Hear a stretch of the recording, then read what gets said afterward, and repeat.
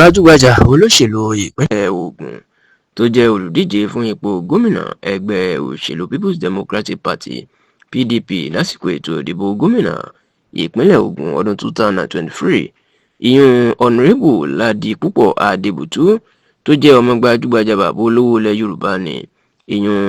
olóyè Adébùtú Kẹ̀sìntìn tí gbogbo ayé mọ̀ sí bàbá Ìjẹ̀bú. Ó mà ti sọ̀rọ̀, ó ti tú àṣírí ìṣẹ̀lẹ̀ tó ṣẹlẹ̀ láàrin òun àti ààrẹ Bọ́lá Ahmed Tinubu, ìyẹn ìpàdé tó wáyé láàrin àwọn méjèèjì. Bẹ́ẹ̀ ló tún tú àṣírí nípa gómìnà ìpínlẹ̀ Ògùn gómìnà Dàpọ̀ Abíọ́dún tó sì tún sọ̀rọ̀ lórí bí ètò ìdìbò ààrẹ àti gómìnà ní ìpínlẹ̀ Ògùn àti orílẹ̀-èdè Nàìjíríà bí yóò ṣe lọ lọ́dún 2027. Kì í ṣe ìròyìn mọ́ pé gbajúgbajà olóṣèlú ní Ládi Adébùtú ní ìpínlẹ̀ Ògùn, yàtọ̀ sí pé bàbá náà ó ti ṣe aṣòfin ilé-ìgbìmọ̀ aṣòfin kékeré l'Àbújá ìyẹn Federal House of Representatives. Níṣẹ́ ló tún ti díje du ipò gómìnà ìpínlẹ̀ Ògùn lábẹ́ ẹgbẹ́ òṣèlú People's Democratic Party PDP bí ẹ̀ẹ̀mejì, tó sì jẹ́ pé díẹ̀ ló kù kó tiẹ̀ jáwé olúborí lásìkò ètò ìdìbò ọdún 2019, ṣùgbọ́n tí ọ̀rọ̀ yìí wọ̀ tí wọn kò jẹ́ kó jáwé olúborí. Bẹ́ẹ̀ ló jẹ́ pé ọdún 2023 náà báyìí díẹ̀ náà ló tún kù tó tún gbìyànjú, tá a sì gbọ́ pé Ládi Adébùtú ó tún fẹ́ jáde sí ní ọdún 2027 fún ìgbà kẹta ọ̀tọ̀ọ̀tọ̀. Ṣá o, lọ́jọ́ Ajé ti ṣe ọjọ́ Monday ọjọ́ 4 oṣù kẹjọ ọdún tá a wà yìí, the 4th of August 2025, tí Ládi Adébùtú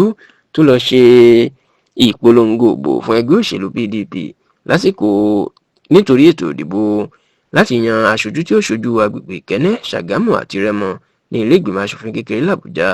Ó ní Ládi Adébùtú mà tú àṣírí ìpàdé tó wáyé láàrin wọn àti Tinubu lóṣù kìíní ọdún tá a wà yìí, nígbà tí wọ́n ń fa olùdíje wọn fún ètò ìdìbò aṣojú ilé ìgbìmọ̀ aṣòfin kékeré l'Àbújá náà ìyẹn Bọ́lárìnwá Olúwọlé, tí wọ́n fà lọ́wọ́ sókè láti fi hàn gbogbo àwọn èèyàn àti láti ṣíde ìpolongo ìdìbò ẹ̀. Ènìyàn ọmọ bàbá Ìjẹ̀bú èèyàn Ládi Adébùtú jẹ́ kó dìímọ̀ ìpè Tinubu ní làwọn ń bá lọ ní ìpínlẹ̀ Ògùn àti ẹgbẹ́ òṣèlú PDP àwọn lọ́dún 2027. Ládi Adébùtú ní bó tilẹ̀ jẹ́ pé àwọn kì í ṣe ọmọ ẹgbẹ́ òṣèlú kan náà pẹ̀lú Tinubu, ṣùgbọ́n àwọn ò níṣòro pẹ̀lú ẹ̀, àti pé